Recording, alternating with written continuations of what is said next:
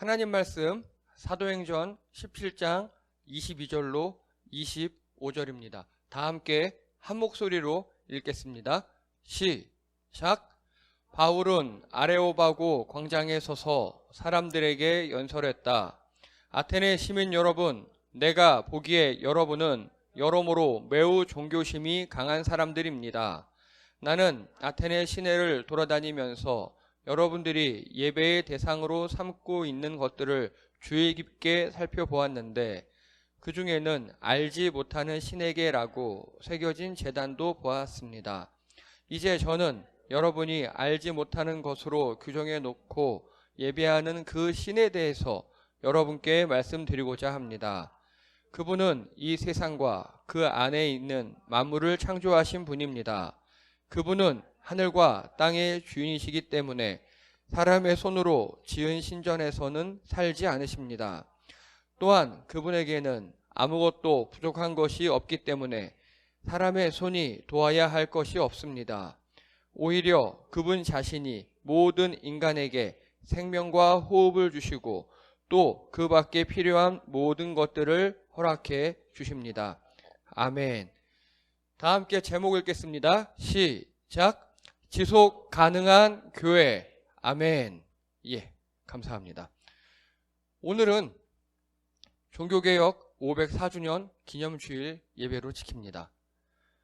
예, 오늘은 그래서 지속 가능한 교회라는 제목으로 여러분과 은혜를 나누고자 합니다.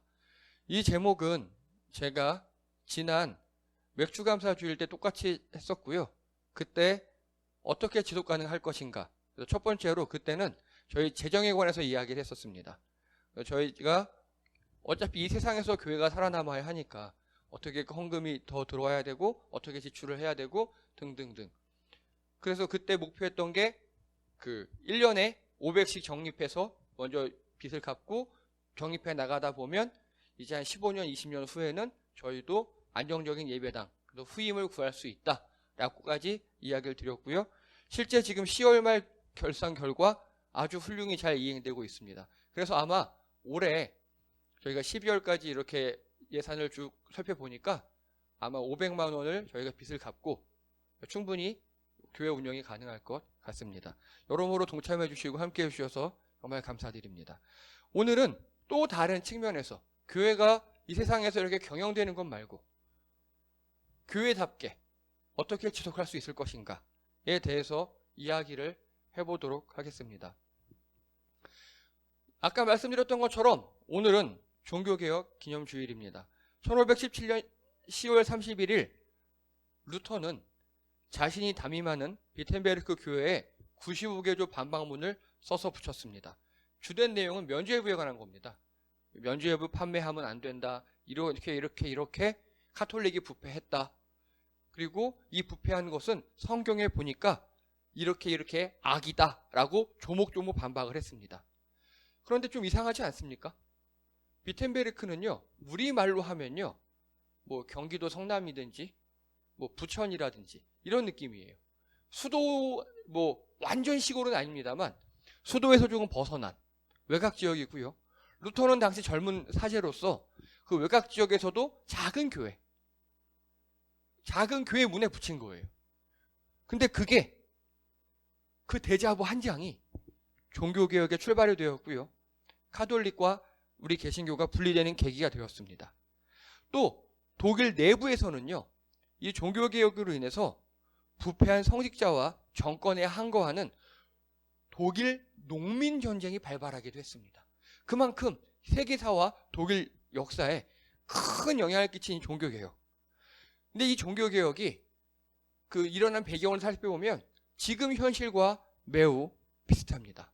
첫 번째는 교회에 대한 사회적 불신이 아주 팽배했다는 점입니다. 당시 교회였던 카톨릭은 교황부터 돈에 아주 환장한 그런 집단이었습니다. 제가 왜 환장이라까지 표현을 하냐면요, 교황부터 말단 사제까지 포함해서 다 돈 거리고 있었어요. 교황은 베드로 대성당을 완공하기 위해서, 그래서 내가 이렇게 성당을 지었어 라는 업적을 기리기 위해서, 또 말단 사제들은 자기가 나름대로 거둬들여야 하니까 다 돈으로 목숨 건 그런 사람들이었습니다. 루터가 부임했던 그 지방의 작은 교회들, 그런 아주 지방의 작은 교회들도 일정 부분 헌금을 하지 않으면, 또 상납을 하지 않으면 갈 수 없는 그런 상황이었습니다. 루터도 그 교회에 부임하기 위해서 많은 애를 썼고요. 그래도 남은 교회, 아무도 가지 않는 그런 교회에 부임을 했습니다. 자, 여러분 생각해 보십시오. 만약에 현실의 목사든 그 당시 사제든 돈을 내고 부임을 했어요. 그럼 어떻게 하겠습니까? 돈을 내고 내가 여기 부임을 했으면 당연히 본전을 뽑아야겠죠. 헌금을 걷겠죠. 우리나라 역사, 초창기 기독교 역사 1800년대 말 1900년대 초 보면요, 기독교가 많은 지방은 우리나라 탐관오리 사또들이 안 갈라 그래요. 그때 우리나라도 마찬가지였거든요. 탐관오리가 돈을, 뇌물을 써서 지방 고을 사또로 부임을 해요. 그럼 또 시민들에게 걷어들여야 될 거잖아요. 근데 기독교가 들어간 데는요, 안 낸대요, 그거를. 내가 왜 니네한테 그런 거 할래? 사상이 깨어서. 예, 마찬가지였어요. 그 당시에도. 사제들이 1500년대에 그런 식으로 일을 했습니다. 돈을 내고 부임을 했으니까 나도 걷어들여야 해요. 그러다 보니까 일반 독일 시민들, 그 당시 중세시대 교인들이 교회를 신뢰하지 않아요. 사제에 대한 존경심 이런 게 거의 없습니다. 그 교회에 속한 성도들은요, 하나님의 자녀라기보다는, 이 땅에 임한 천국 공동체의 일원이라기보다는 그냥 목사에게 세뇌되어 헌금 내고 매매당하는 가축 같은 그런 취급을 당하고 있었습니다. 제가 보기에 지금도 크게 다르지 않습니다. 우리 교회 얼마나 돈을 많이 밝힙니까? 아, 우리 교회 말고요. 요즘에 우리 교회들, 목사들 얼마나 많이 돈을 밝힙니까? 아, 물론 교회도 이 땅에서 운영되다 보니까 경비가 필요합니다. 목사도 먹고 살아야 하니까 최소한의 돈은 필요하겠죠. 그런데 그 이상으로 많이 욕심을 부립니다.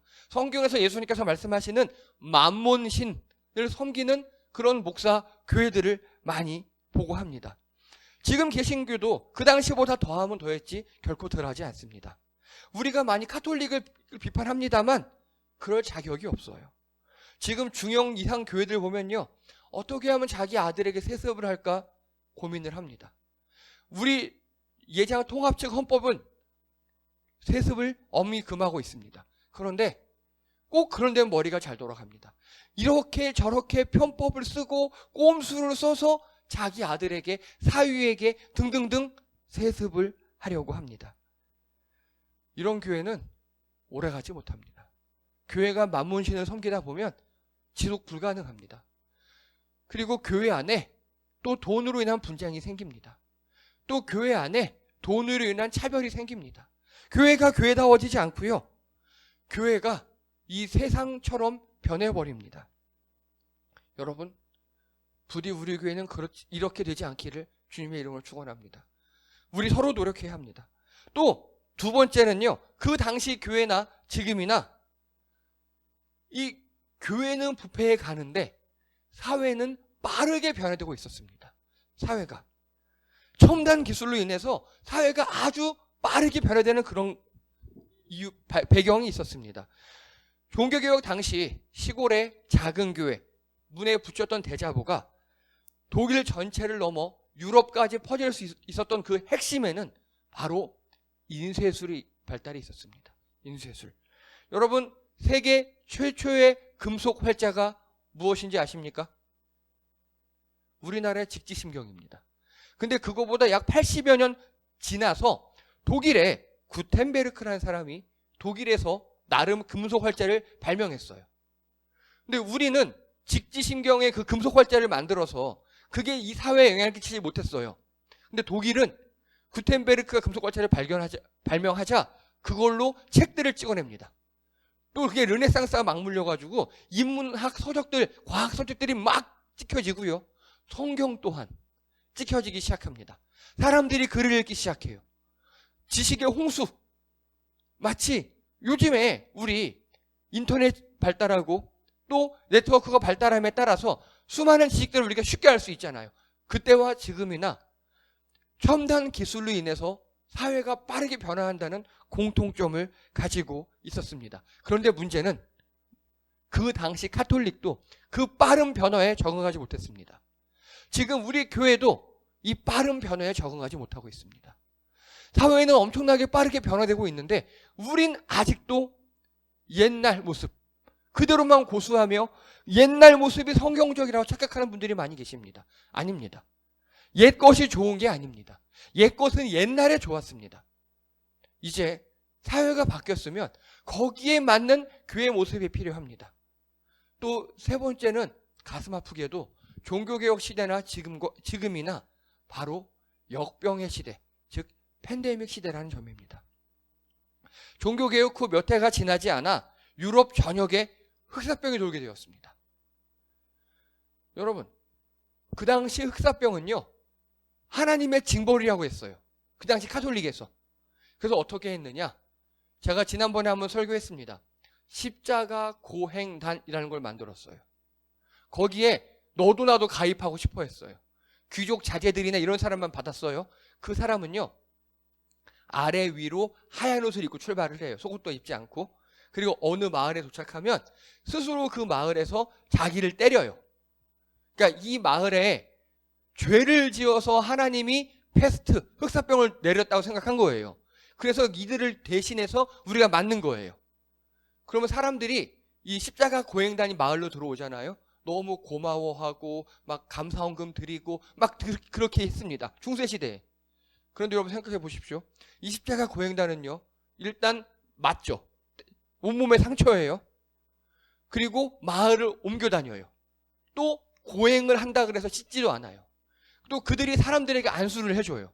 즉 십자가 고행단이 흑사병을 여기저기 옮기는 주요 매체 중에 하나였습니다. 전염 매개체 중에 하나였어요. 자, 그러면 요즘은 어떻습니까? 팬데믹 시대에 우리 교회들 지금은 통계상으로 98%의 교회가 방역수칙을 잘 지키고 있습니다. 더 이상 교회가 집단 발병의 진원지는 되지 않고 있어요. 정말 다행입니다. 하지만 작년 초창기, 작년 중반까지 어땠습니까? 교회에서 집단 감염이 굉장히 많았습니다. 교회가 마치 중세시대처럼 중세시대 흑사병을 교회들과 옮겼던 것처럼 우리도 그랬었습니다. 우리도. 또 제가 교회로 인정하지 않는 그 사랑제일교회는 합숙을 하며 2차, 3차 집단 발병의 2차, 3차 팬데믹의 주요 원인이 되곤 했습니다. 그 당시 카톨릭은요, 또 여기서도 장사를 했습니다. 헌금을 해라. 니네가 죄 지어서 그렇다. 그리고 또 루터 같은 애들이 종교개혁을 했기 때문에 이상한 일을 하나님을 믿기 때문에 이렇게 벌을 주고 있는 거다. 그렇게 오히려 루터에게 화살을 돌렸습니다. 참 그때나 지금이나 한결같습니다. 이렇게 교회가 교회답지 못하고 오히려 세상에 악한 영향을 끼치면요, 이 사회에서부터 교회를 개혁하려는 움직임이 일어납니다. 사회가 교회를 심판하고 치리하는 일이 발생하곤 합니다. 지금도 저희 목사님들 사이에 보면요, 저희 이제 다음 주부터 모여서 예배드리지 않습니까? 50%까지 가능합니다. 또 백신 맞으신 분들은 그 이상도 가능합니다. 그런데 아직도 먹는 건 안 됩니다.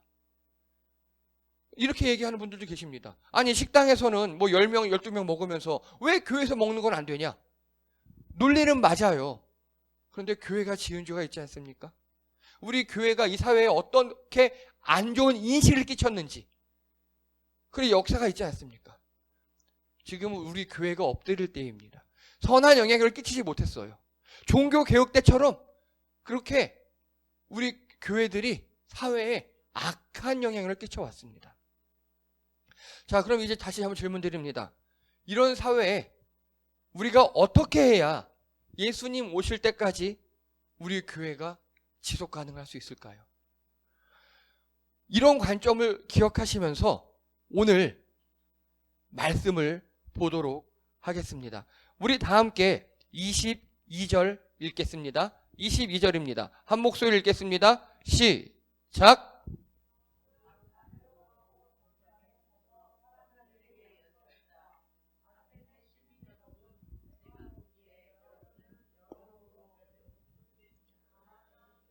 아멘. 감사합니다.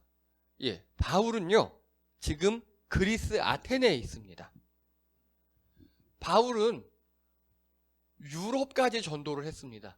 총 4차의 전도 여행을 했고요. 그리고 이게 바울의 일생의 대부분이었어요. 전도하는 것, 그게 바울의 사명이었습니다. 그런데 이 아테네는요, 전도하러 간 게 아니었어요.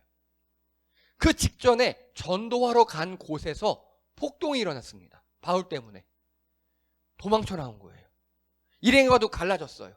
사람들이 바울을 아테네로 피신시킨 겁니다. 피난한 거예요. 폭동에 휘말리지 않으려고. 그런데 바울은 거기서도 전도했습니다. 근데 여러분, 아테네 잘 아시지 않습니까? 아테네. 그리스 로마 신화의 중심지.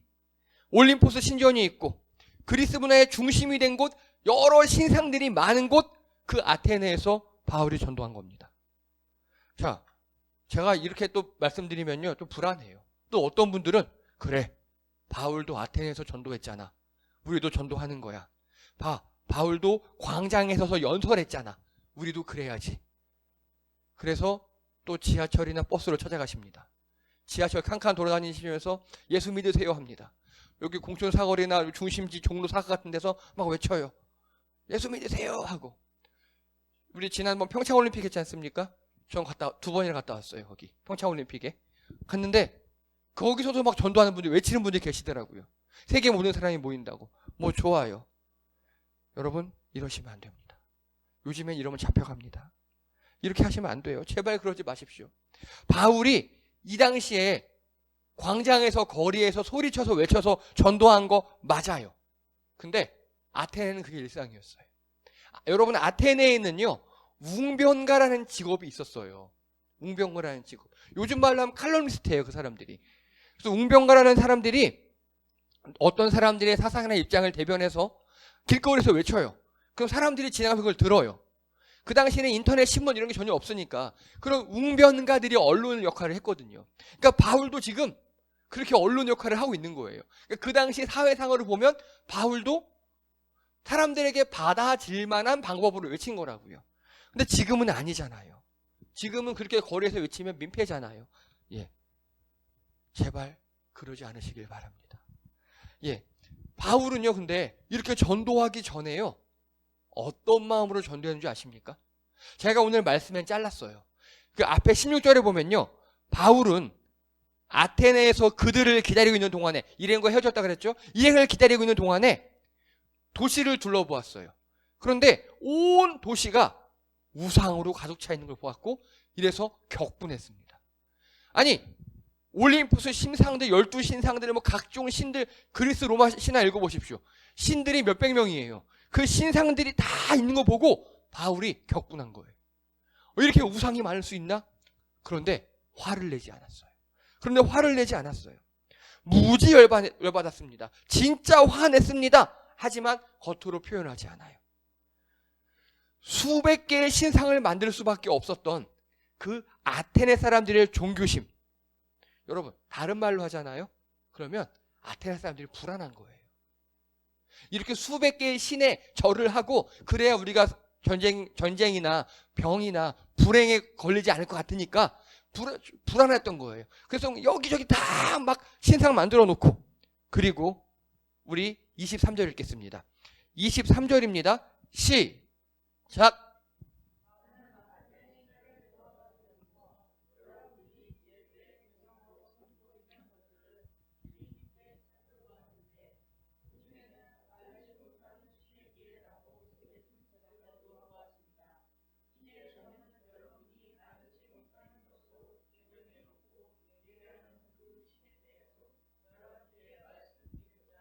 아멘. 이게 아테네 사람들의 지금 상황이었어요. 신상 중에 하나가 뭐가 있었다고요? 제단 중에 알지 못하는 신에게.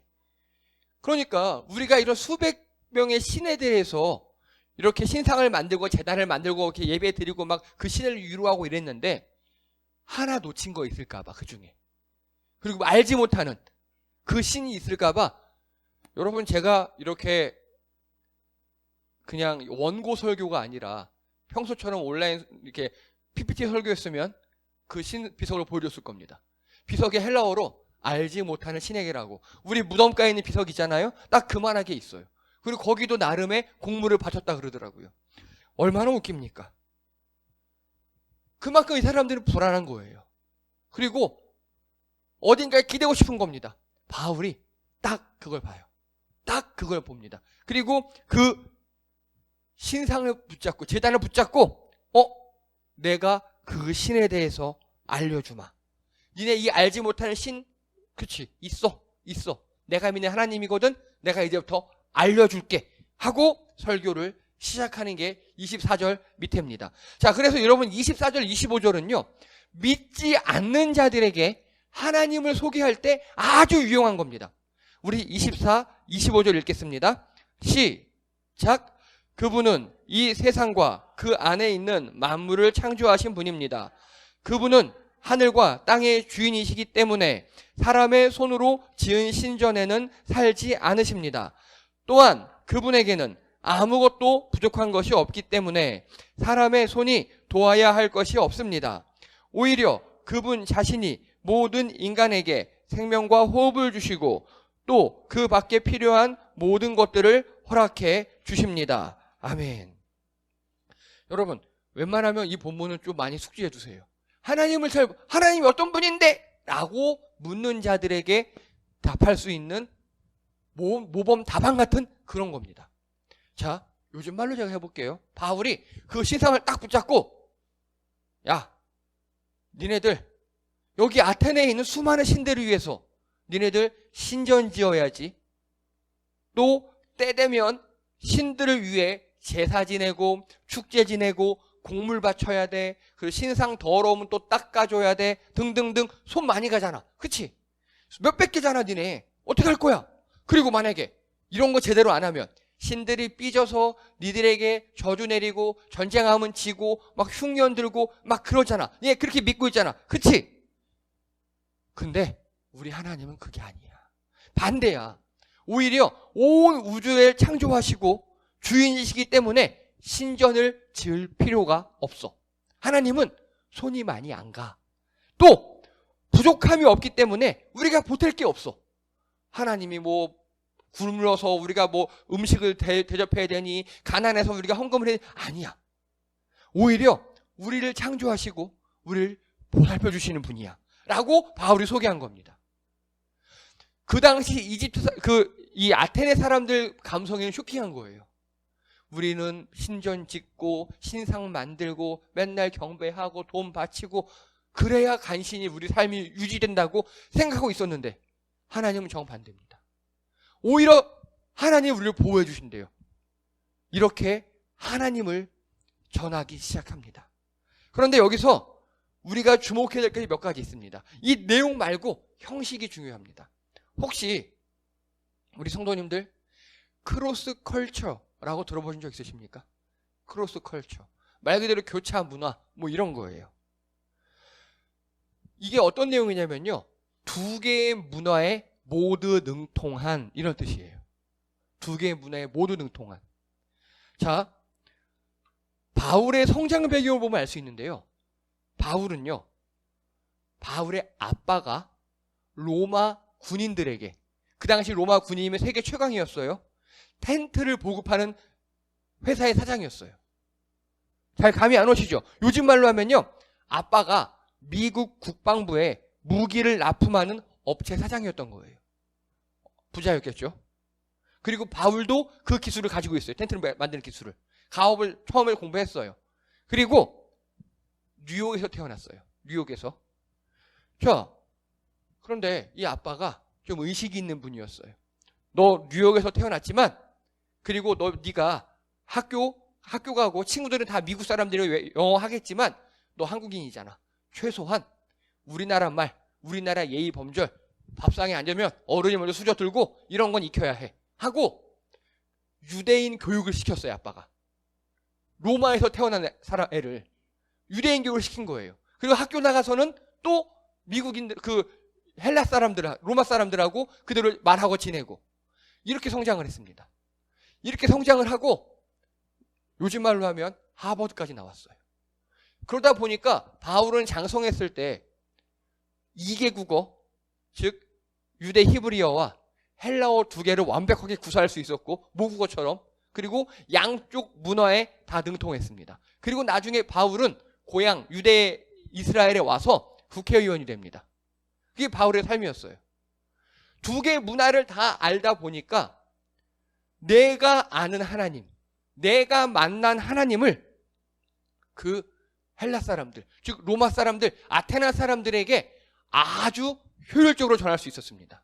왜냐? 아테네 사람들의 문화를 알거든요. 로마의 문화를 아니까 그 사람들에게 아주 쉽게 전달할 수 있었습니다. 이게 핵심 포인트입니다. 오늘 아레오파고 광장에서 연설도 그렇게 이해해야 됩니다. 이 연설이요, 그 당시 많은 웅변가들이 있었다 그랬죠. 바울도 나도 웅변가입니다. 네가 무슨 웅변가냐? 이거 보십시오. 하버드 나왔습니다. 헉, 그렇네. 그래도 무슨 말을 할 건지 해봐 하고 자기 시간을 배당받았어요.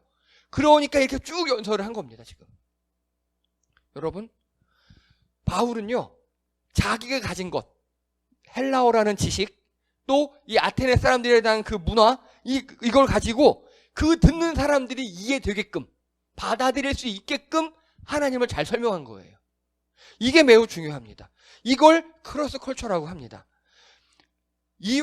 바울 이후로 이 바울을 본받아서 두 개의 문화 사이에 하나님의 말씀, 성경적 가치관을 전하는 사람들을 변증가라고 합니다. 우리 초대 기독교에 굉장히 많았어요. 왜냐하면 하나님의 복음이 여기저기 선포되어야 되잖아요. 성경적 가치관이 우리를 통해서 퍼져나가야 되잖아요. 거기에 핵심 포인트가 변증가입니다. 혹시 중국의 경교라고 들어보셨습니까? 경교? 당나라 국교예요. 당나라 국교가 경교였어요. 근데 경교에, 이 경교를요, 영어로 하면요, 이게 가톨릭입니다. 교황청에서 파송을 했어요. 선교사 무리를 그 당시에 실크로드를 타고 중국에 들어왔습니다. 근데 그 당시 막 집권을 한 당태종이 불교 세력을 다 몰아내고 싶은 거예요. 그래서 중두를 다 없애버리고 저쪽 먼 나라에서 경교가 왔어요. 잘 모르는 교가 왔어요. 근데 이거 보니까 내 왕권과 맞을 것 같아요. 오, 됐어. 니네들은 뭐가 중요하니? 그 당시 카톨릭 사제들이 우리는 이 성경을 되게 중요하게 생각해요 라고 딱 성경을 보여준 거예요. 그래? 그럼 니네는 불교 아니고 니네를 한문으로 성경을 중요시 여기니까 경교라고 할게. 네? 알았어요. 근데 니네 그렇게 머리 치렁치렁하면 사람들이 안 믿어. 그래요? 그리고 조사를 하기 시작합니다. 쭉 보니까 그 당시 사람들이 생각하는 성직자, 불교의 스님들은 다 승복 입고 머리 깎은 거예요. 선교사님 무리가 모두 삭발을 합니다. 그리고 승복을 입어요. 그리고 우리는 경승입니다라고 해요. 경승. 경교의 승려다. 그리고 이제 우리가 모이는 예배당 교회 있죠? 여기를 경당이라고 합니다. 라고 그 사람들에게 이렇게 문화적으로 설명한 거예요. 그러니까 비록 니네들 생목인이지만 그렇구나. 우리 당나라 사람들은 이제 경교 믿으면 되는구나. 경교가 기독교였다니까요. 이게 크로스 컬처입니다. 그리고 그게 우리나라에 넘어왔을 수도 있어요. 요건 가설입니다. 그래서 경교가 크로스 컬처의 대표적인 모습입니다. 그런데 문제는요, 우리 교회가 이걸 잃어버렸어요. 교회가. 바울도 크로스 컬처를 너무 잘했고, 그리고 초대교회도 잘했고, 그 경교도 크로스 컬처의 대표적인 거고. 근데 요즘에 우리나라 교회들이 이 빠르게 변화하는 사회에 적응하지 못해요. 게다가 코로나까지 겹쳐서 이전에는 우리가 겪어보지 못한 그런 급격한 변화, 새로운 사회로 지금 나가고 있는데 교회가 여기에 적응하지 못해요. 오히려 옛날 게 좋은 거라고 그러고만 있어요. 자, 우리 교회는 어떻게 해야 되겠습니까? 우리는 어떻게 해야 지속 가능할 수 있을까요? 제가 많이 고민을 했습니다. 그래서 첫 번째로 우리 행복한 교회는요, 앞으로 예배의 내실을 기하겠습니다. 더욱더 예배에 집중하겠습니다. 저희가 우리 기독교가 기독교 되게 하는 것 절대 변하면 안 되는 거 있을 거잖아요. 그게 바로 저는 성경적 가치관이라고 생각하고요. 우리가 그것은 예배로 예배를 통해 하나님과 교통하며 성경적 가치관을 잡을 수 있다고 생각합니다. 여러분, 예배를 더욱더 강화하겠습니다. 그래서 앞으로 한동안 인문학 강의 시간에 예배에 대해서 강의하겠습니다. 예배가 무엇인지, 우리가 어떻게 드려야 하고, 예배 순서의 원리는 어떻게 되는지, 또 사도신경 주기도문은 무엇인지, 찬양, 기도, 설교는 무엇인지에 대해서 제가 말씀드리도록 하겠습니다. 우리가 기독교인으로서 예배가 가장 핵심 가치 중에 하나입니다. 이걸 우리가 어떻게, 그래야 이게 무엇인지 알아야 지킬 건 지키고, 또 이 사회의 변화에 맞춰 변화할 건 변화할 수 있어요. 예배 본질, 핵심에 대해서 인문학 강의 시간에 강의하도록 하겠습니다. 그리고 또 내년부터는요, 우리 예배위원을 임명하도록 하겠습니다. 지금 찬양은요, 저와 김혜정 집사님 인도하고, 또 찬양단이 이렇게 함께 도와주시고, 그리고 성경봉독은 임원순, 박은실, 이미양 집사님께서 헌신해 주시고 계십니다. 그리고 또 제가 대표기도와 설교를 하고 있습니다. 근데 이 중에서 2022년부터는요, 대표기도를 우리 성도님들께 넘기도록 하겠습니다. 즉 만 15세 이상 세례교인 기준으로 쭉 돌아갈 건데요, 계산해 보니까 연 2회 정도 돌아올 것 같습니다. 자, 지금 벌써 긴장하시는 분들 계시는데, 쫄지 마십시오. 놀라지 마십시오. 제가 인문학 강의 때 대표기도를 어떻게 해야 하는가에 대해서 잘 말씀드릴 거고요. 그리고 저도 설교할 때 늘 적어놓고 하거든요. 마찬가지입니다. 그냥 나와서 막 하시는 거 아니고요. 사전에 적어서 저랑 다시 보시고 검토하고, 그래서 앞에 나와서는요, 적은 걸 읽기만 하시면 됩니다. 물론 기도하는 마음으로 읽으셔야겠죠. 네, 걱정 안 하셔도 됩니다. 앞으로 인문학 강의 잘 들으시면 대표기도 하시는데 큰 지장 없습니다. 그래서 우리 교회는 예배를 강화하겠습니다. 예배가 무엇인지 알고, 지킬 건 지키고 바꿀 건 바꾸고, 그래서 무엇을 지키고 무엇을 바꿔야 하는지 우리 다 함께 고민해 보도록 하겠습니다. 또 두 번째는요, 우리 교회는 앞으로 하이브리드 처치로 나아가도록 하겠습니다. 하이브리드란 뜻은요, 두 개를 동시에, 혹은 잡종, 이런 뜻이 있습니다. 이미 미국의 모든 교회들은 이것을 화두로 삼고, 또 빠른 교회들은 그걸 나가고 있어요. 하이브리드 처치. 이게 뭐냐면, 이렇게 모여서 예배도 드리고 온라인으로 동시에도 하고. 여러분, 저희 교회는요, 다른 어떤 교회보다도 온라인을 통한 비대면 예배에 빠르게 적응해 왔습니다. 처음 온라인 예배를 시작했을 때 녹음하다 중간에 끊기기도 하고, 막 레이어층이 어긋나서 실패도 하고, PPT가 오류나기도 하고, 또 우리 성도님들께서도 모여서 드리시다가 핸드폰으로, 컴퓨터로, 집에서 TV로 예배 드리자고 하니까 이게 무슨 예배인가 싶기도 하고, 답답하기도 하고, 어색하기도 하고, 이것도 사실입니다. 하지만 이제 많이 적응하셨고요. 그리고 또 앞으로는 이쪽으로 나아갈 수밖에 없어요. 여러분, 이제 또 코로나 같은 일이 없으란 법이 없습니다.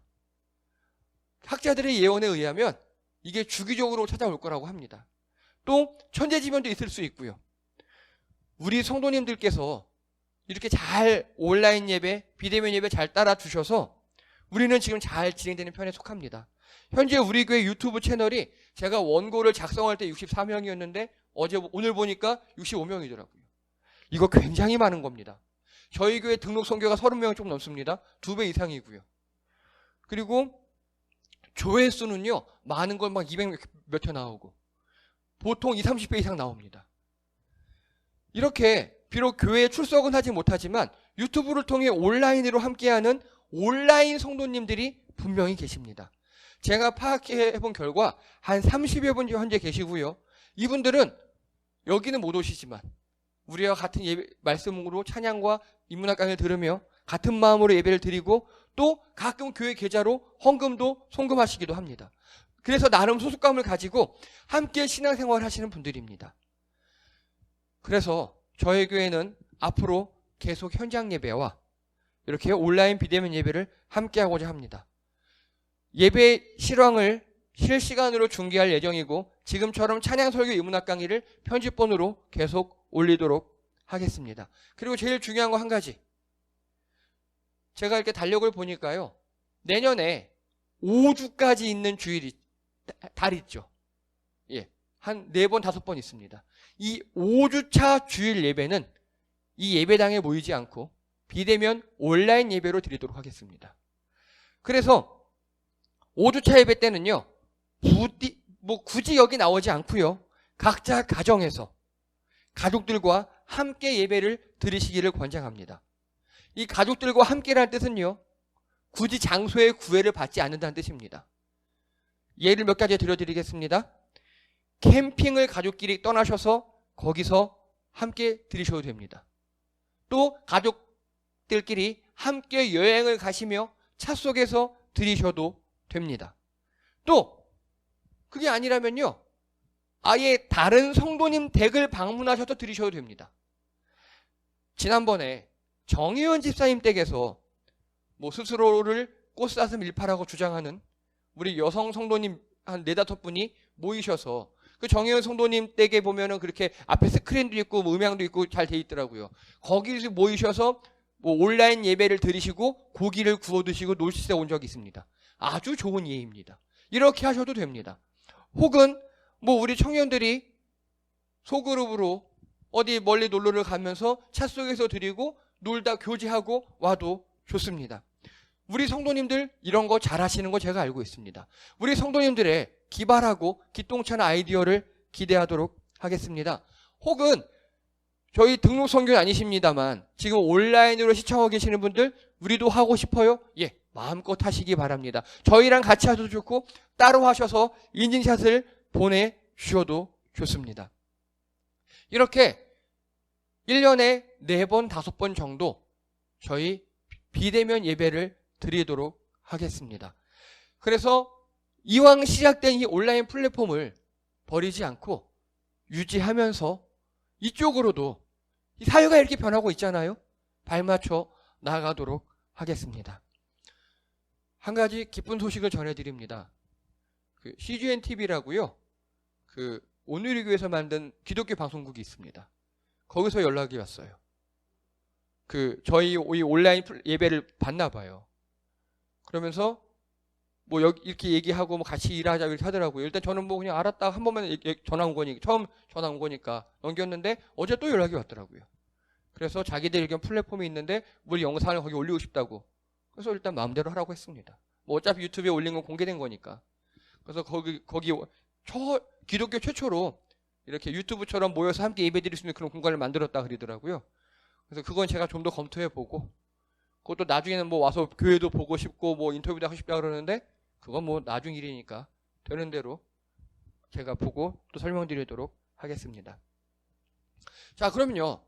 오늘 본문에 보니까 이렇게 바울이 아레오바고 광장에서 그쪽의 문화에 맞게 설교했어요. 복음을 전파했어요. 그 후 어떤 일이 일어났을 것 같습니까? 그 광장에서요. 2가지 반응이 나타났습니다. 1. 그게 무슨 신이냐. 지금까지 자기들이 알고 있는 신하고 너무 다르잖아요. 우리가 아는 신은 우리가 섬겨야 하고 우리가 잘 보살펴야 되는, 마치 애기같이 비유 맞춰야 되는 그런 질투도 하는 그런 신인데, 하나님은 그렇지 않잖아요. 오히려 우리를 보살펴준다 그러니까 받아들이지 못하는 사람들이 많았습니다. 그런데 놀랍게도 몇몇 사람들은 그걸 받아들이기 시작했어요.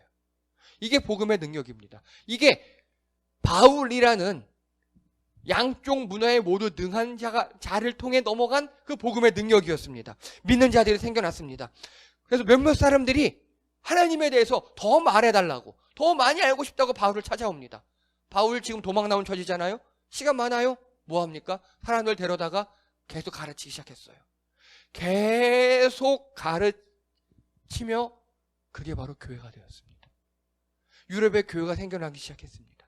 그리고 그 아테네 아레오바고에서 믿은 사람들을 통해서 온 유럽에 아주 더 빠르게 복음이 퍼져나갔습니다. 왜냐? 그들은 자기의 문화, 자기의 언어로 복음을 전할 수 있거든요. 그게 바로 핵심입니다. 복음이 이스라엘에서 유럽으로 문화를 넘어갈 때 그 변화의 시기에서 복음이 생존하니까 바울을 통해 그 문화를 넘어가니까 공간적으로 훨씬 더 확대될 수 있었고 온 유럽은 이 이후로 단 350년 만에 유럽 전체가 복음화가 되게 되었습니다.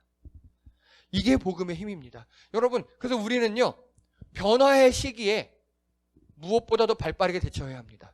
양쪽의 문화를 모두 알고 그 문화를 통해 복음을 전달해야 합니다. 우리가 성경적 가치관을 중심 잡는 것, 이거에 대해서는 타협의 여지가 없습니다. 이건 철저히 지켜야 해요. 이건 변하면 안 됩니다. 이걸 포기하게 되면 그리스도인도 아니고 교회도 아닙니다. 하지만 예배의 방식, 복음 전달의 방법은 시대마다 사회적 특성에 따라 바뀌어야 합니다. 여러분, 우리나라 초창기에 권서라는 직분에 대해서 들어보셨습니까? 1910년대에 있었어요. 권서라는 직분. 우리나라 사람들은요, 지금은 아닙니다만 책 읽기를 굉장히 좋아했어요. 그 당시에는. 그래서 성경을요, 한글로 번역을 했습니다. 그거를 사람들이 필사라고 인쇄를 했어요. 그 성경을 권하는 사람들. 우리나라 초창기에는 그렇게 전도했습니다.